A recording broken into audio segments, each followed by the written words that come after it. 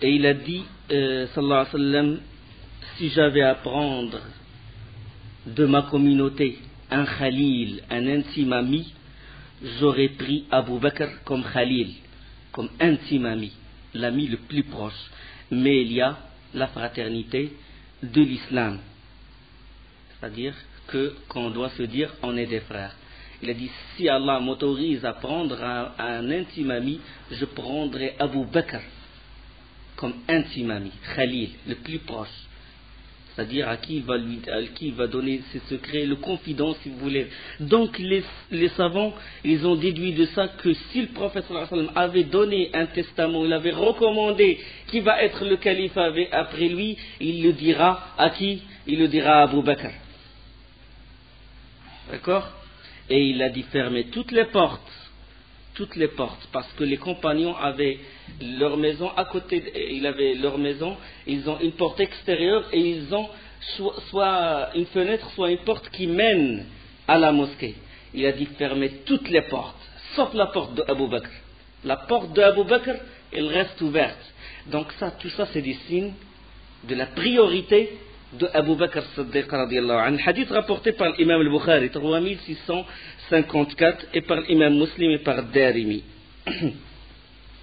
Et il a dit aussi, il a dit je vous recommande les Ansar. Il a dit je vous recommande les Ansar car ils constituent ma chaise et ma malle. Le mérite qu'ont les Ansar et le privilège qu'ils ont, il en a parlé sallallahu alayhi wa sallam. Il a dit ils ont fait leur devoir et à présent il leur reste à jouir de leurs droits, accepter leur bienfaisance et pardonner leurs mauvaises actions. Et dans une autre version d'Ibn Abbas, dans le Bukhari 927, il a dit, sallallahu alayhi wa sallam, les gens deviennent plus nombreux, et les Ansar deviennent moins nombreux. Ils deviennent tels, ils vont être comparables à du sel dans du mets, c'est-à-dire ils seront minoritaires. Et il a dit, quiconque d'entre vous détient un pouvoir où il peut faire mal et il peut faire du bien, ça veut dire être l'émir, il a dit, je lui recommande qu'il les traite bien. Et il a dit, ceux qui étaient avant vous, voilà, ça c'est les testaments du prophète sallallahu alayhi wa sallam. Ceux qui étaient avant vous, prenaient les tombes de leurs prophètes et des gens vertueux comme mosquée. Ils prenaient les tombes de leurs prophètes et des gens vertueux comme mosquée. Ne prenez pas les tombes comme mosquée. Je vous l'interdis. Hadith rapporté par Imam Muslim et Abu Awana. Donc il n'a pas cessé de le recommander. Prendre les tombes, bâtir des mosquées sur des tombes. Dans la religion de l'islam, la religion d'Allah, la tombe et la mosquée sont incompatibles. Là où il se trouve une tombe, on ne prie pas. Et les gens ont fait le contraire. Ils ont fait pareil qu'ont fait les chrétiens et les juifs. Ils bâtissent, ils mettent des églises, des tombes, des mosquées sur les tombes. Et tu trouves au Pakistan, en Inde, en Égypte, partout, au Maroc, et tout, des mosquées sur des tombes. Le wali, le cheikh, cet homme vertueux, ils l'enterrent, ils mettent dessus une mosquée. Le prophète sallam nous a interdit ceci. Et dans un autre hadith, Aïcha ibn Abbas, il rapporte que lorsque le prophète sallam était à l'article de sa mort et qu'il avait un morceau de tissu, il le mettait sur son visage, et quand ce morceau de tissu l'étouffait, il levait comme ça et il dit que la malédiction d'Allah soit sur les juifs et les chrétiens qui ont pris des tombes de leurs prophètes comme mosquées. La'anatullahi 'anil yahudi wan nasara ittakhadhu min qubur anbiya'ihim masajid. Que la malédiction, sont maudits ces gens-là. Et Aïcha l'a dit à titre de mise en garde contre ce qu'ils ont commis. Le hadith rapporté par l'imam al-Bukhari. Donc il a interdit à sa communauté de prendre sa tombe à lui et la tombe des gens vertueux, des compagnons comme mosquée. Et il a dit une chose, il a dit sortez les juifs et les gens de Najran de la péninsule arabique. Il a dit il ne se réunit pas dans la péninsule arabique deux religions. Il n'y a que l'islam dans la péninsule arabique. Aucune église ne doit être bâtie dans la péninsule arabique. Celui qui autorise ça, il a contredit le testament du prophète sallallahu alayhi wa sallam. Il a contredit ce qu'a recommandé. La yajtami'u fil jazirati dinan. Une seule religion, l'islam maintenant, doit être dans la péninsule. Et pourtant, on trouve dans certaines régions de la péninsule des églises, et des synagogues. Hadith rapporté par l'imam Ahmed. Rahimahullah. Maintenant, bon, il a sallallahu alayhi wa sallam, il a fait ça alors qu'il était sur le manbar, et le jeudi, c'est-à-dire 4 jours avant le décès du prophète sallallahu alayhi wa sallam, puisqu'il est mort le lundi, sallallahu alayhi wa sallam, 4 jours avant le décès, l'envoyé d'Allah, qu'est-ce qu'il a fait? Sa douleur augmenta. Et il appela les compagnons. C'était le jeudi. Et hadith se trouve dans le Bukhari, 4431. Et il appela les compagnons, puis il leur dit: venez, je vais vous rédiger un document qui va vous permettre de ne pas vous perdre. Pour ne pas vous perdre, je vais vous rédiger un document.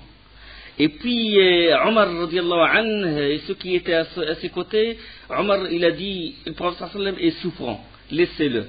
Le Coran il nous suffit, le livre d'Allah nous suffit. D'autres ont dit: approchez du prophète sallallahu alayhi wa sallam, il va vous écrire ce document-là. Et ils commencèrent à se disputer à côté du prophète sallallahu alayhi wa sallam. Le prophète sallallahu alayhi wa sallam il a dit: éloignez-vous, éloignez-vous. Là où je suis, la chose qui m'attend, il est mieux que votre réunion. Il a dit: allez-vous-en. Et le prophète sallallahu alayhi wa sallam, qu'est-ce qu'il a fait quand il leur a dit allez-vous-en? Il fit quand même 3 recommandations. Il a dit: expulser les associateurs de la péninsule arabique et de traiter les délégations comme à l'accoutumée. Et la 3e recommandation, le rapporteur du hadith, l'un des hommes qui se trouve dans la chaîne des rapporteurs dans l'isnad, il l'a oublié. La personne qui a pris de Saïd ibn Jubair le hadith, parce que selon Saïd ibn Jubair, selon Ibn Abbas. Donc l'un des hommes de la chaîne des rapporteurs, il a oublié la 3e recommandation. Et les savants, ils ont dit une chose, comme a dit Ibn Tin, rahimahullah. Il a dit peut-être la 3e, c'était le fait de s'attacher au Coran. Et il a dit peut-être la 3e, c'était la mise en route de l'expédition de qui? De Osama ibn Zayd. Parce que le prophète sallallahu alayhi wa sallam, il a voulu envoyer Osama ibn Zayd à Al-Balqa, en Palestine. C'était pour le djihad. Et d'autres ont dit la 3e, c'était le fait de ne pas prendre sa tombe comme idole. Comme c'est signalé dans Muwatta l'imam Malik, rahimahullah, hadith sahih, où il dit: la tattakhidhu qabri watanan yu'bad. Ne prenez pas ma tombe comme idole adorée. Mais les gens ont fait le contraire. Ils se suivent contre sa tombe et il l'invoque lui-même alors qu'ils ne doivent invoquer qu'Allah subhanahu wa ta'ala. Donc il a dit ça doit être ne prenez pas ma tombe comme idole. Puisque cette recommandation se trouve dans le Muwatta, liée au fait d'expulser les Juifs. Dans le Muwatta de l'imam Malik, le prophète sallallahu alayhi wa sallam a dit: il faut expulser les Juifs de la péninsule, et il a dit: ne prenez pas ma tombe comme idole. Donc les savants ont déduit de ça que cette recommandation-là, c'est celle qu'a oublié le rapporteur. Wallahu a'lam. Ou bien d'autres ont dit que c'est la salat, la prière. La prière est de bien traiter les esclaves. Mulk al-yamin. Donc maintenant, puisque bon, la question se pose, on va justifier la réaction d'Omar radiallahu anhu, parce que certains sectes égarés, et ils veulent toucher à la réputation d'Omar à partir de ça. Le fait qu'il a dit, ce n'est pas la peine il faut qu'on laisse le prophète sallallahu alayhi wa sallam tranquille. Le livre d'Allah nous suffit. Là, Omar, quand il a dit le livre d'Allah nous suffit, c'est qu'il a vu déjà le prophète sallallahu alayhi wa sallam souffrir, et a voulu qu'il se repose. Ça, c'est premièrement. Et il n'a pas voulu que le prophète sallallahu alayhi wa sallam s'efforce pour leur écrire cette recommandation. Deuxième chose, le prophète Omar, il a craint que le prophète sallallahu alayhi wa sallam écrive des choses et qu'ils seront incapables de les accomplir. Ça devient des obligations, et que s'ils ne peuvent pas accomplir ce qu'a recommandé, ils risquent le châtiment d'Allah. Et il a voulu que la porte de l'ijtihad, de l'effort intellectuel du savant, soit ouverte. ça selon des versions des savants. Et puis, il y a une autre chose, c'est qu'il n'a pas voulu que les hypocrites touchent ou mettent les gens en doute sur l'équité du prophète sallallahu alayhi wa sallam, parce qu'ils vont dire qu'il a écrit le testament en état d'agonie. D'accord? Ils vont dire que, donc, Omar, il a voulu fermer cette porte aux hypocrites. D'accord? Omar a voulu fermer cette porte aux hypocrites. Et il a aussi cru que c'est une chose que le prophète les a consultés et qu'ils peuvent répondre comme ils l'ont répondu. On a vu durant la Sira que le prophète a décidé certaines choses et que les compagnons ils ont dit ce n'est pas bien, c'est pas une bonne décision, on peut prendre une autre. D'accord? Il les a consultés comme il l'a fait à Badr quand le Hubbab ibn al-Munzir, quand le prophète il a demandé d'installer son camp dans un endroit, le Hubbab ibn al-Munzir lui a dit est-ce que c'est la révélation ou est-ce que c'est la tactique de guerre? Le prophète lui a dit c'est la tactique de guerre. Il a dit si c'est la tactique de guerre, il vaut mieux qu'on s'éloigne de cet endroit-là. On s'avance et on s'installe dans un endroit plus convenable, comme ça l'ennemi ne peut pas voir des puits de Badr. Donc c'est un sujet où ils peuvent répondre au prophète sallallahu alayhi wa sallam. Donc Omar il a dit qu'il a le droit de répondre, puisqu'il a l'habitude de le consulter. Donc dans la bataille de Uhud aussi, le prophète sallallahu alayhi wa sallam leur a dit ne pas sortir, quitter Médine, et d'attendre l'ennemi jusqu'à ce qu'il vienne. Ils ont dit non, il a pris leur choix, il s'est allié à leur avis. Donc c'était dans un champ de consultation que Omar a répondu au prophète sallallahu alayhi wa sallam. Il y a autre chose. Pour répondre, parce que eux ils ont dit que Omar, il a dit que le prophète sallallahu alayhi wa sallam, il a dit le livre d'Allah ça nous suffit, et pour qu'il cache la recommandation de celui qui va être le calife après lui, et qu'il a voulu cacher la khilafa de Ali, etc. Ça c'est les chiites qui veulent propager ça. D'accord? Mais il y a une chose, le prophète sallallahu alayhi wa sallam, il dit, le hadith dans Muslim, il dit qu'il n'y a pas eu de prophète avant moi qui n'ait été tenu d'indiquer à sa communauté ce qu'il savait être le meilleur pour eux, et de les prévenir de ce qu'ils savaient être le plus mauvais pour eux. Donc, chaque chose qui est meilleure pour sa communauté, le prophète, il la montre. Chaque chose qui est mauvaise, il les prévient contre, il les met en garde. D'accord? Il les met en garde. Donc, chaque chose, comme dans d'autres hadiths, chaque chose qui nous rapproche d'Allah et au paradis, le prophète nous l'a recommandé. Chaque chose qui nous éloigne d'Allah, je n'ai laissé aucune chose qui ne vous éloigne d'Allah sans que je vous l'ai interdit, je vous ai mis en garde contre cette chose. Donc personne ne peut s'interposer contre la révélation et le prophète sallallahu alayhi wa sallam. Personne ne peut s'interposer entre le prophète sallallahu alayhi wa sallam et l'éclaircissement de la révélation. Personne ne peut s'interposer entre le prophète sallallahu alayhi wa sallam et sa décision. Donc si le prophète sallallahu alayhi wa sallam avait décidé quelque chose et que quelqu'un veut s'interposer, il veut l'arrêter, le prophète sallallahu alayhi wa sallam il lui fait des reproches. D'accord? Il le fait ou il ne le fait pas? Il le fait. Personne ne peut s'interposer. Si c'était un ordre d'Allah c'est un ordre d'Allah qu'Allah a révélé au prophète sallallahu alayhi wa sallam, il dit recommande que la khilafa, cette personne qui la mérite, Omar ibn Khattab il ne peut pas s'interposer. Parce que le prophète sallallahu alayhi wa sallam va lui reprocher ça. Il va dire non, il ne faut pas m'arrêter de parler. Il ne faut pas me bloquer. D'accord? Donc il faut bien raisonner il faut bien analyser les choses. D'accord? S'il y avait du bien dans l'écriture de ce document, le prophète sallallahu alayhi wa sallam l'aurait fait. Quelqu'un peut s'interposer entre lui et l'écriture? Allah, personne sur cette terre ne peut s'interposer. S'il y avait du bien dans l'écriture de ce document, il l'aurait fait.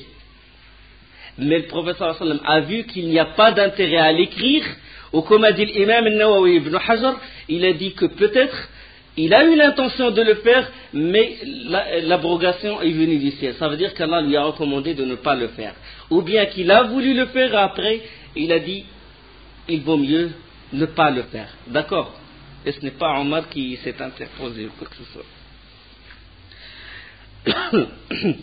Malgré la maladie, sallallahu alayhi wa sallam, il dirigeait la prière. Il ne cesse de diriger la prière. Il s'efforce et malgré tout, il dirige la prière. Et un jour, Ibn Mas'ud radiyallahu anhu, il lui a dit, envoyé d'Allah, te voilà donc dans de cruelles souffrances. Et le prophète sallam, il a dit, oui, vraiment, je souffre autant que deux personnes. Le prophète sallam, il souffre autant que deux personnes. Et il dit Ibn Mas'ud radiyallahu anhu, il dit, c'est ainsi que tu as deux salaires. Puisque le prophète sallam, il souffre comme deux personnes, il aura deux salaires, deux récompenses. Et le prophète sallam a dit, oui, c'est ainsi. Il a dit, il n'est pas un musulman qui souffre d'un mal, d'une piqûre d'épine ou de quelque autre mal, sans qu'Allah ne lui efface à cause de cela ses mauvaises actions et sans que ses péchés ne tombent comme tombent les feuilles mortes de l'arbre. D'accord? Donc une piqûre et tout, si la personne il est touché par une piqûre, une maladie ou quoi que ce soit, et qu'il loue Allah subhanahu wa ta'ala, ses péchés ils tombent comme tombent les feuilles mortes d'un arbre. Malgré ça, comme j'ai dit, il dirigea la prière, sallallahu alayhi wa sallam. Il dirigea la prière. Et puis un jour, il a voulu se lever, lors de la prière arriva, il a voulu se lever pour diriger la prière et il n'a pas pu, sallallahu alayhi wa sallam. Il n'a pas pu. Et puis il a dit, il a dit aux gens, il a dit, est-ce que les gens ont prié? Aux compagnons qui étaient autour de lui, ils ont dit non, ils sont en train d'attendre envoyé d'Allah. Et puis il a dit, mettez-moi de l'eau dans une bassine. Et il se lava, sallallahu alayhi wa sallam. Il se lava. Et quand pour atténuer cette fièvre, et quand il a voulu se lever, il est tombé, sallallahu alayhi wa sallam, et il s'est évanoui. Et il s'est évanoui. Quand il s'est réveillé, il a dit, est-ce que les gens ont fait la prière? Ils ont dit non. Les compagnons ont dit non, ils sont en train de t'attendre, envoyé d'Allah. Et puis, sallallahu alayhi wa sallam, il a dit, mettez-moi de l'eau dans une bassine. Et puis, il se lava de nouveau, sallallahu alayhi wa sallam. Il se lava de nouveau, et quand il a voulu se lever, il s'évanouit de nouveau, et puis il se réveilla, il dit, est-ce que les gens ont prié? Son insistance, sallallahu alayhi wa sallam, sur la prière, il dit, est-ce que les gens ont prié? Il dit, ils sont en train de t'attendre, envoyé d'Allah. Et puis il a dit, dites à Abu Bakr de diriger les gens dans la prière. Dites à Abu Bakr de prier. Dites à Abu Bakr que lui doit être l'imam. Et puis Aïcha radiyallahu anha, elle dit, envoyé d'Allah, Abu Bakr est très sensible. Sa voix, il n'est pas forte et il lui arrive de pleurer, souvent de pleurer en récitant le Coran. Et il suggéra que Omar le remplace. Et le prophète sallallahu alayhi wa sallam, il a dit, dites à Abu Bakr de diriger la prière. Et puis Aïcha, elle a jeté un œil à Hafsa, il vient pleurant qu'elle intervient et tout, pour que ce soit Omar qui dirige la prière à la place de Abu Bakr. Et le prophète sallallahu alayhi wa sallam a dit, vous êtes comme les femmes qui s'adressaient à Youssef, les femmes qui essayaient, vous êtes autour de moi comme les femmes qui tentaient Youssef. Dites à Abu Bakr de diriger la prière. 3 fois il le recommandait. 3 fois il le recommandait. Aïcha radiyallahu anha, il explique, il justifie pourquoi il a fait ça. Il a dit, j'ai eu en mon cœur que les gens vont quand ils vont voir Abu Bakr diriger la prière, ils vont avoir un certain ressentiment. Quand ils vont voir Abu Bakr prendre la place du prophète sallallahu alayhi wa sallam, et ils peuvent voir en lui un mauvais présage. Et tasha'amoun. Et quand ils vont voir Abu Bakr, ils vont voir un certain ressentiment contre lui, puisque lui il a remplacé le prophète sallallahu alayhi wa sallam. C'est pour ça qu'il n'a pas voulu que ce soit Abu Bakr qui dirige la prière. Abu Bakr il dirige à la prière, radiyallahu anhu, et le prophète sallallahu alayhi wa sallam, il ressentit un léger apaisement. Il s'est senti un peu bien, et puis il sortit soutenu de part et d'autre par l'Abbas, radiyallahu anhu, et par Ali. Et il était derrière les rangs. Et chaque fois, il sépare entre les gens d'un seul rang, il sépare comme ça. Et Abu Bakr, il dirige la prière, puis il a senti du mouvement derrière lui. Il a senti du mouvement, et il a dit, impossible qu'il y ait un mouvement, que quelqu'un peut perturber ce silence, sauf c'est le prophète sallallahu alayhi wa sallam qui doit sentir un apaisement, qu'il est venu diriger la prière. D'accord? Et Abu Bakr, il a voulu reculer, et le prophète sallallahu alayhi wa sallam, il a fait signe, il est arrivé jusqu'à lui, il lui a fait signe de continuer à diriger la prière, et il a dit à l'Abbas, et il a dit à Ali radiallahu anhu, il a dit mettez-moi à côté de lui. Et ils l'ont mis à gauche de Abu Bakr. Et ils l'ont mis à gauche de Abu Bakr Siddiq. Et alors Abu Bakr radiallahu anhu, il se mit à suivre la prière du prophète sallallahu alayhi wa sallam, et les compagnons, ils suivent la prière de Abu Bakr. Donc tout ça c'est des signes. Tout ça c'est des signes que Abu Bakr il est le prioritaire dans le khilafa. D'accord? Hadith rapporté par le Bukhari 664 et par Muslim. Fatima radiallahu anha, il rendit visite à son père. Il rendit visite à son père, le prophète sallallahu alayhi wa sallam. Et c'est Aïcha qui rapporte le hadith qui est dans le Bukhari. Et il vit le prophète sallallahu alayhi wa sallam. Le prophète sallallahu alayhi wa sallam lui a dit approche-toi, et puis il chuchota quelque chose à sa fille, à Fatima, et laquelle se mit à pleurer.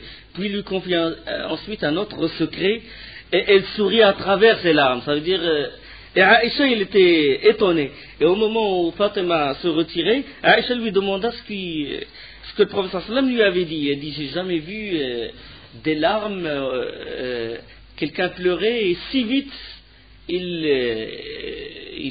rit. Et Fatima radiallahu anha,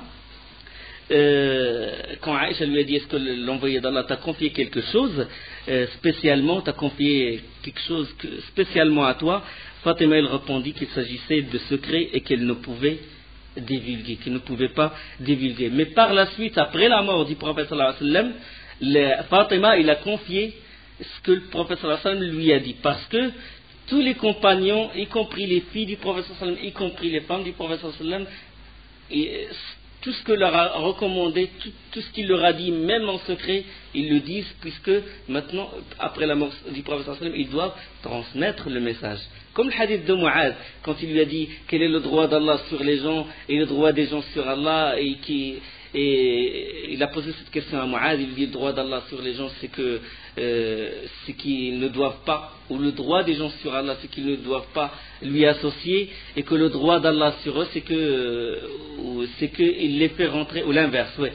Le droit d'Allah sur les gens c'est qu'ils ne lui associent pas, et le droit des gens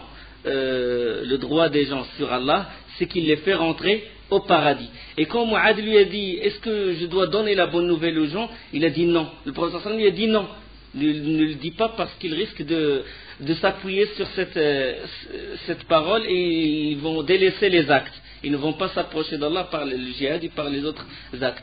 Mais après la mort du prophète sallallahu alayhi wa sallam, Mu'adh il a propagé ça parce que s'il ne le propage pas, ça fait partie de la science cachée. Voilà, ça veut dire qu'il a caché une partie de la science du prophète, une partie de la science d'Allah. D'accord? Comme Allah subhanahu wa ta'ala il dit que les gens qui cachent la vérité, qui cachent la science, ils auront le plus grand châtiment. Et que le savant qui cache la science, il aura le plus grand châtiment. Donc Fatima radiallahu anha, il a dit Aïcha a dit que Jibril, que le prophète sallallahu alayhi wa sallam lui a dit, le prophète sallallahu alayhi wa sallam a dit à Aïcha que Jibril exposait le Coran, il étudiait le Coran avec le prophète sallallahu alayhi wa sallam une fois par an, et que cette année il a étudié le Coran avec le prophète sallallahu alayhi wa sallam deux fois. Oui, Jibril il a étudié le Coran et le prophète sallallahu alayhi wa sallam il nous explique ce qu'il y a dans le Coran. D'accord? C'est pas juste des versets qui sont récités. Non, le prophète sallallahu alayhi wa sallam l'explique et il étudie ça avec Jibril alayhi salam. Et quand il lui a dit que Jibril m'a exposé le Coran cette année 2 fois, il a dit je sens que ma mort elle s'approche, et que tu es la première à me rejoindre. Il a dit je suis pour toi le meilleur prédécesseur. Juste après moi tu vas mourir. Et Fatima commence à pleurer, puis le prophète sallallahu alayhi wa sallam lui a dit n'acceptes-tu pas d'être la meilleure des femmes du paradis? Et il commença à rire, Fatima radiallahu anha. C'était ça le secret du prophète sallallahu alayhi wa sallam. 3 jours avant la mort du prophète sallallahu alayhi wa sallam, l'Abbas et Ali ibn Abi Talib radiallahu anhuma sortirent de chez le prophète sallallahu alayhi wa sallam. Les gens commençaient à poser la question à Ali, comment va l'envoyer d'Allah? Il a dit alhamdulillah, il va bien. Et puis l'Abbas, il tira comme ça Ali, il lui dit, écoute, il dit, je connais les Bani Abdel Muttalib. Il a dit, par Allah, je vois la mort dans le visage du prophète sallallahu alayhi wa sallam.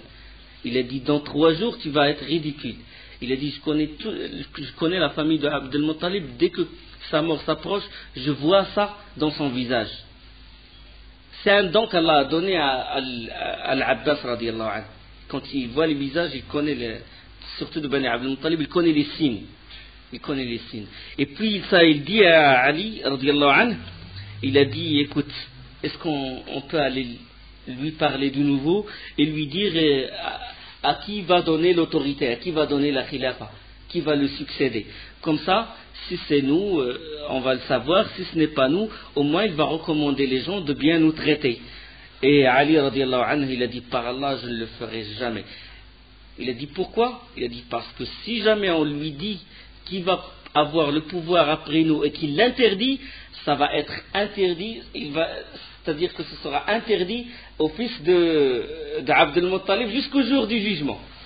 S'il dit, vous ne serez pas mes successeurs, tous les Bani Abdel Muttalib ils seront écartés de la khilafa. La science de Ali radiyallahu anhu. Hadith rapporté par le Bukhari, 4447, selon Ka'b ibn Malik. Et durant ces jours-là, ces derniers jours, l'Abbas il a dit dans 3 jours que le prophète sallallahu alayhi wa sallam va mourir. Durant ces derniers jours, c'est Abu Bakr, comme vous le savez, c'est lui qui dirigeait la prière. Les 3 derniers jours, selon la plupart des versions, les 3 derniers jours, c'était lui radiyallahu anhu, qui dirigeait la prière. Et le lundi, dans la prière de l'Fajr, le prophète sallallahu alayhi wa sallam, il ouvrit le rideau comme ça de sa chambre, de la chambre de Aïcha, et il regarda les fidèles en train de prier derrière Abu Bakr, concentré. Il priait tranquillement. Ça y est, maintenant tout le monde accepte Abu Bakr comme imam dans la mosquée du prophète sallallahu alayhi wa sallam. Et quand il les vit comme ça, il sourit sallallahu alayhi wa sallam. Et c'était le dernier sourire du prophète sallallahu alayhi wa sallam. Les rangs qui étaient derrière, ils ont vu le prophète sallallahu alayhi wa sallam sourire. Ils ne l'ont pas vu durant presque 3 jours. Et maintenant, la première fois qu'il lève le voile comme ça, il le regarde et il sourit. Ça veut dire qu'il a confirmé ce qu'ils font. Et quand ils l'ont vu, certains étaient perturbés. C'est-à-dire, quand ils l'ont vu, ils se sont réjouis, certains ont failli délaisser la prière pour aller le voir. Et tous les rangs étaient perturbés de derrière, et puis Abu Bakr il a senti un mouvement derrière lui, et il a voulu reculer. Et puis le prophète sallallahu alayhi wa sallam, il a fait signe aux gens de continuer leur prière, et il ferma le rideau sallallahu alayhi wa sallam. Et c'était le dernier sourire du prophète sallallahu alayhi wa sallam. Donc c'est encore une confirmation que ce que vous êtes en train de faire est bien. Maintenant, vous êtes concentré derrière mon successeur. Hadith de Bukhari, 680. Et après cette prière, le prophète sallallahu alayhi wa sallam ne vécut pas jusqu'à une autre prière. Après la prière de l'Fajr, ça y est. Fatima radiyallahu anha est venue le voir, et le prophète sallallahu alayhi wa sallam commença par être voilé par les vagues successives de l'agonie. Ça commença à souffrir il attend sa mort, sallallahu alayhi wa sallam. Et puis sa fille, il commença à dire, malheur à moi comme mon père est souffrant. Et le prophète sallallahu alayhi wa sallam, il a dit, ton père ne connaîtra plus de souffrance après ce jour. Ça veut dire après ce jour-là, le paradis. Hadith rapporté par le Bukhari.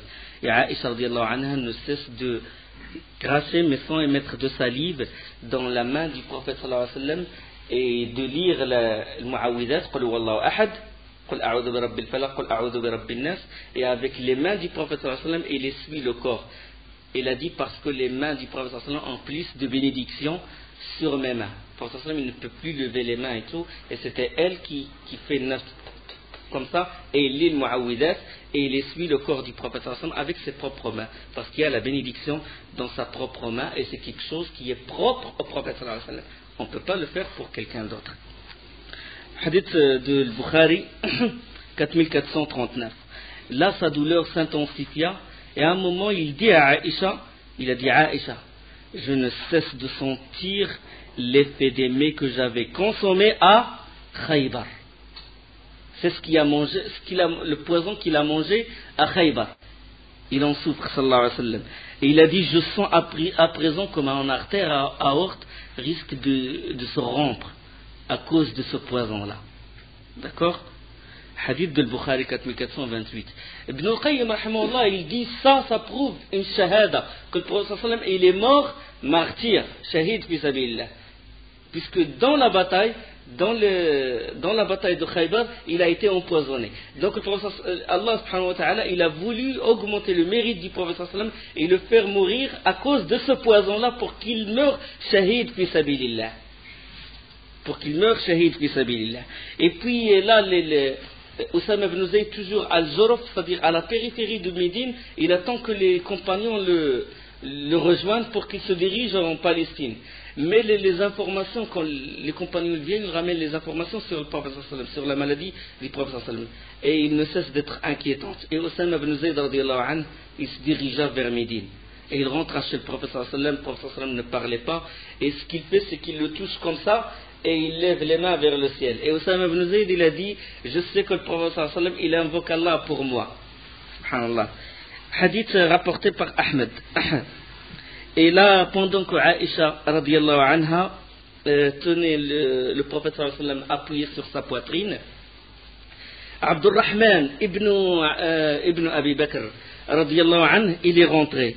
Il est rentré et il avait un siwak à la main. Il avait un siwak à la main et le prophète sallallahu alayhi wa sallam ne cesse de regarder ce siwak. Et Aïcha, radiyallahu anha, il a dit, est-ce que tu veux ce siwak?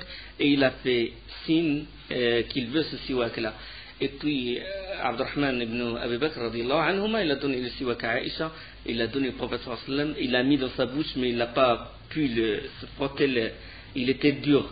Et Aïcha lui dit, est-ce que tu veux que je le ramollisse? Et il l'opina par la tête, sallallahu alayhi wa sallam, et il mâcha ce siwak-là, et il a donné le siwak au prophète sallallahu alayhi wa sallam, et il s'est frotté, mais vraiment intensément, la bouche avec ce siwak-là, sallallahu alayhi wa sallam. Et toujours adossé de la poitrine de Aïcha radiyallahu anha. Et à côté de lui, sallallahu alayhi wa sallam, il y avait un récipient d'eau et il y plongea chaque fois, sallallahu alayhi wa sallam, il y plongea la main et il essuya son visage. Il dit la ilaha illallah, il y a dans la mort des douleurs. Le prophète sallallahu alayhi wa sallam, il dit ça, il a senti ces douleurs-là, sallallahu alayhi wa sallam. Et à chaque fois, il s'essuie le visage avec l'eau fraîche. Et il dit, la ilaha illallah, inna fil mawti la sakarat. Dans la mort, il y a des douleurs.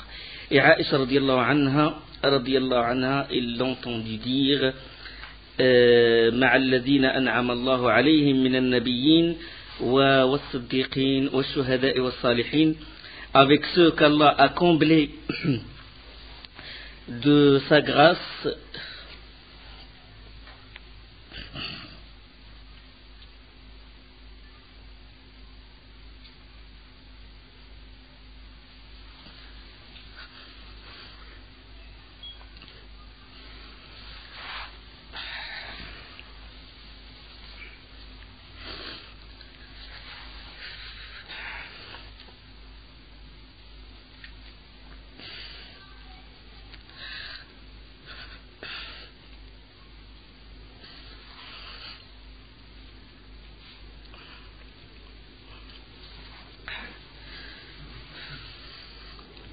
Aïcha radiyallahu anha, il a dit, avec ceux qu'Allah a comblés de sa grâce, les prophètes, les véridiques, les martyrs et les vertueux. مع الذين أنعم الله عليهم من النبيين والصديقين والشهداء والصالحين. Et il levait les yeux vers le ciel, sallallahu alayhi wa sallam. Dans une autre version, il a dit, Seigneur, pardonne-moi, sois clément avec moi, fais-moi rejoindre l'Éternel. Il dit, oh Allah, voisinage suprême, il ne cesse de répéter cette phrase. Aïcha radiyallahu anha, qu'Allah l'agrée, a dit, une des faveurs dont Allah m'a comblé était de voir l'envoyé d'Allah mourir dans ma chambre à mon jour fixé, sa tête entre ma poitrine et mon menton, et Allah a mêlé ma salive à la sienne. C'est-à-dire, quand il a pris le siwak, il l'a mâché, il l'a donné au prophète sallallahu alayhi wa sallam. C'est l'une des mérites de Aïcha radiallahu anha. Et le prophète sallallahu alayhi wa sallam mourut le lundi 12 du mois de Rabi' premier. Le lundi, c'était l'année 11 de l'Hégire. Et là, dans l'une des versions, que quand il a découvert que le prophète sallallahu alayhi wa sallam est mort, il a dit, à cause de mon jeune âge, je n'ai pas pu. Il sait que la lamentation est interdite dans la religion, et il s'est lamenté, radiallahu anha. Il a posé le prophète sallallahu alayhi wa sallam sur un oreiller, il l'a couvert, et il le couvrit, et il s'est lamenté. Là, Omar ibn Khattab et Mughira ibn Shu'ba radiallahu anhu, ils sont rentrés, ils demandèrent permission à Aïcha. Aïcha mit un voile, et puis il mit un voile entre elle et eux, et le prophète sallam allongé, le corps couvert d'un drap. Et Omar, quand il a vu le prophète sallam, il a dit l'envoyé d'Allah est dans un coma profond. Il est dans un coma, ce coma-là est très profond. Et puis quand Omar ibn Khattab s'apprêtait à quitter la chambre de Aïcha, al-Mughira ibn Shu'ba radiyallahu anhu, il s'adressa à Omar, il dit, Omar, l'envoyé d'Allah est mort. L'envoyé d'Allah est mort. Il a dit, tu es menteur, tu es menteur, tu es touché par la tentation. L'envoyé d'Allah ne meurt qu'après qu'Allah anéantisse les hypocrites.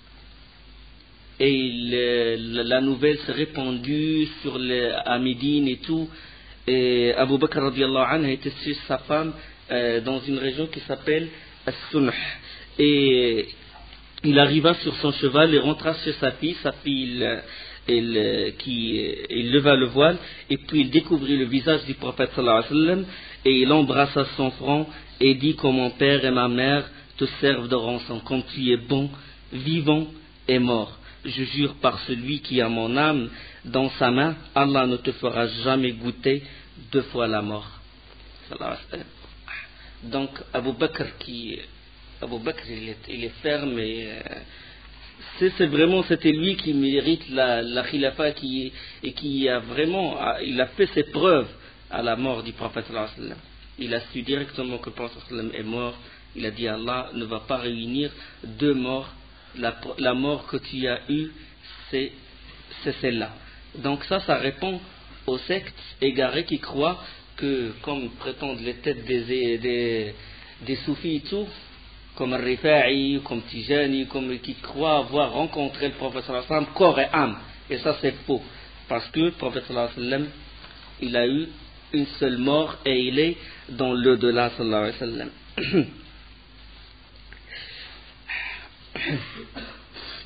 Donc certains savants, ils disent que ne te fera jamais goûter deux fois la mort, c'est-à-dire comme deux fois la mort, comme celui qui est évoqué dans Surat al-Baqarah. Dans Surat al-Baqarah, ou comme celui qui passait par un village désert et dévasté. Comment Allah va-t-il redonner la vie à celui-ci après sa mort? Dit-il, Allah donc le fit mourir et le garda ainsi pendant 100 ans, et puis il le ressuscita. Ça veut dire que le prophète ne va pas subir le sort de cette personne qui a été ressuscitée après 100 ans, ou comme ce peuple-là qu'Allah subhanahu wa ta'ala il les a fait mourir et les a ressuscités. Il y a beaucoup d'exemples dans le Coran. La douloureuse nouvelle, il se répandit à Médine. Médine s'est obscurcie. Subhanallah. Médine, il s'est obscurci de tous ses compartiments. Et Anas radiyallahu anhu, il a dit, je n'ai jamais vu un jour aussi lumineux et aussi beau que le jour où l'envoyé d'Allah et Abu Bakr arrivèrent à Médine. Ça veut dire l'hijra, lors de l'hijra de la Mecque vers Médine. Et je n'ai jamais vu un jour sombre et laid que celui où l'envoyé d'Allah est mort. Hadith rapporté par l'imam Ahmed al-Darimi et par le Hakim. Omar radiallahu anhu était parmi ceux qui étaient touché par la mort, il n'a pas cru en la mort du prophète sallallahu alayhi wa sallam. Il a dit certains hypocrites, ils prétendent que l'envoyé d'Allah est mort. Non, l'envoyé d'Allah n'est pas mort. L'envoyé d'Allah est allé vers son Seigneur comme Moussa est allé vers le mont au rendez-vous qui a été fixé avec Allah subhanahu wa ta'ala. Il passe à 40 jours, il va revenir. Il n'a pas pu réaliser